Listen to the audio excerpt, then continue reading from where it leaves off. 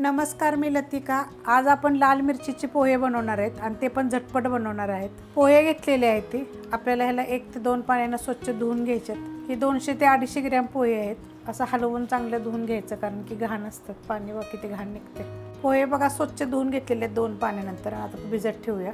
कढई गरम करत ठेवली, त्यामध्ये तेल टाकून घेऊया। तेल 1 ते 1.5 चमचा टाकायचं, तुमच्या आवडीप्रमाणे कमी जास्त केलं तर चालेल। 1 चमचा टाकलेला आणि कडक गरम होऊन देऊया।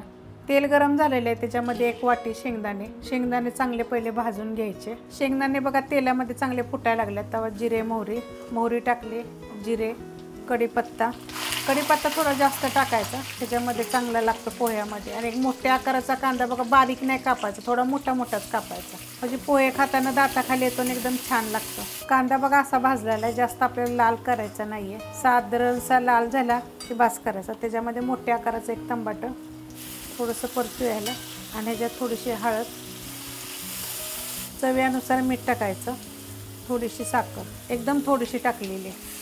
तुम्हाला आवडत असेल तर टाका, कारण पोह्यामध्ये थोडीशी साखर छान लागते। परतून घेतलेलं आहे, त्याच्यामध्ये 1 चमचा आपल्याला लिंबाचा रस टाकायचा, जास्त टाकायचं नाही आहे। अर्ध्या लिंबातलं मी चमच्यावरच टाकलेलं आहे।